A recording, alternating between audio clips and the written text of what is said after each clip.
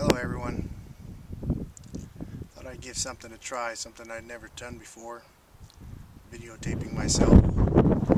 As you can hear, the wind is blowing pretty good. Sitting here overlooking the beautiful Canyon de Chelly in Chinle, Arizona. Just got done today doing the first day of a 2-day training on fatherhood boot camp for the Methamphetamine Suicide Prevention Coalition here in Chinle, Arizona. It's a wonderful experience. It's our second year here. Today had a turnout of nearly 60 men. It was a beautiful thing being able to see that. Getting these men to do some of the things they probably felt they'd never do before. Getting them out of their comfort zone. Getting them up doing some dancing, role-playing, performing some skits on issues that are very detrimental to our community. Domestic violence, DUIs, drug use, teen pregnancy, a lot of those issues, very tough things to talk about sometimes. Sometimes a lot of families refuse to talk about those things. It's very important that these men get the opportunity to be able to talk about them in a comfortable area and a safe environment. So today we had them create a skit on each one of these topics. And pretty amazingly, they stepped up to the plate, they made their skit, they put it together, and they acted it out, and they did a phenomenal job at it. And after the training, I thought I'd come out here and see if I could catch a horseback ride through the canyon. Such beautiful scenery, I'd like to see more of it, so I thought I'd go and give it a shot. And luckily I did find one place that was still open. Fortunately, the young man that came out was definitely intoxicated, so I figured it would be an adventure. I asked him how much it would cost for a horse ride. He said $10 for an hour. I said, all right, it's a deal, let's do it. And so he said, all right, we got to go across the street here to get get the horse, grab the bridle. We went across the street to his dad's place, and his dad flat out told him no. Said they worked the horses pretty hard today, and so he couldn't use his horses, but he told him to go use his horses. So we went back across the road to his mom's place, and at least that's where I thought we were going. And then he directed me to get onto the road, so we drove to the road back into town, went over to what I assume was his house, and picked up a saddle. And I don't think in that short 5-minute ride, I don't think I've ever been called bro so many times. For those of you that are native, you know what I'm talking about. He proceeded to ask me the same question over and over again. How long do I want to ride? So I repeatedly told him just an hour. Asked me where I was from, told him that.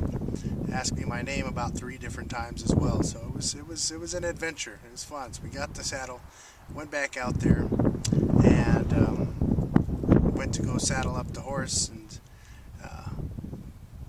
didn't have everything he wanted. So we had to go back to the house, grabbed another saddle and another bridle, and headed back out to the horse place and got back there.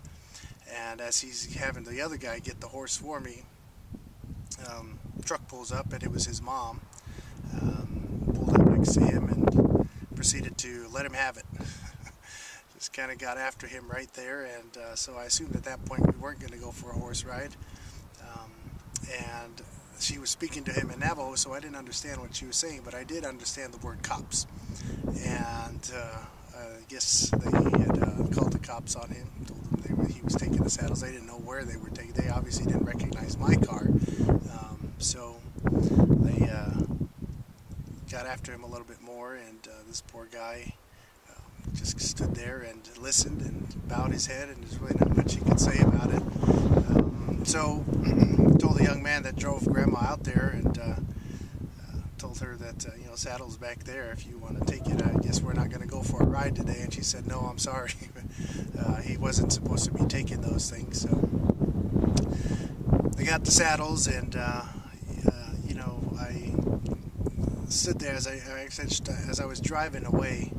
I couldn't help but notice this guy, this young man. He could have been probably maybe 30 years old, but just standing there, broken, with his head down, and think I've ever seen a man, just feeling like that, like just not worth anything, and definitely embarrassed. And so, it was difficult seeing that. It's a little hard for me to see that as I drove away, knowing that this guy is, probably going to get some more flack when he gets back home. His mom and dad are not together. He did tell me that on the ride. My mom and dad are separated. His dad left his mom and opened up shop right across the road there. So they run the horse businesses for the family, and it was a difficult thing just to see.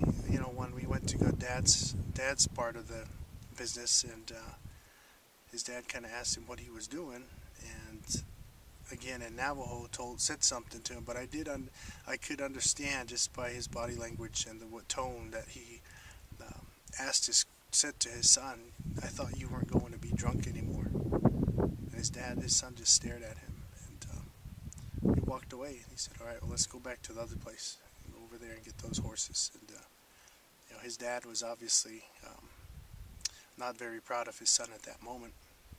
So I can only imagine what this guy has been going through, having to live like that. He did mention also that it was difficult. He goes between mom and dad, and it's been hard for him. Like I said, he's got to be probably about 30 years old, and at that age, it's still difficult for him. And to have your dad, kind of put you down like that in front of somebody else is, got to be a blow to the confidence, to the spirit. But that's something that we face quite often. Fatherlessness in America, in the world, is a huge epidemic, and it's something that definitely needs to be addressed. There are many men out there that are hurting, many men that are feeling lonely. They're all alone. There's nobody out there to help them. And so, that makes this work. I have, many colleagues throughout the country that do this work. They do a great job at it. We have Nathan O'Neill, and a friend of ours that just passed away recently, Dr. Ramon Nieves in Chicago. Some wonderful work. You got Kenny Braswell over in New York, who's doing some amazing things as well. Neil Tift in Mesa area in Arizona. They're all doing some wonderful work. And me, myself, trying to do what little I can for the men in Indian country. Trying to help our men out. Trying to get them to see the way, see the role that they have, the obligation that they have, not only to their family and their children, but to their community, to our people. We're losing a lot of our culture on a daily basis. Our elders are all dying off, and with them, our traditions are dying, our culture is dying. A lot of that information, the language isn't spoken. And for a lot of things, that's the only way we can transmit a lot of that information is through our language, because a lot of the things, they don't translate into the English language, so you can't get that once that's gone. And it's very difficult, seeing these things and just sitting out here and looking at this view and seeing what a beautiful area this is, and driving through town and seeing that it's not so great there. The people are hurting.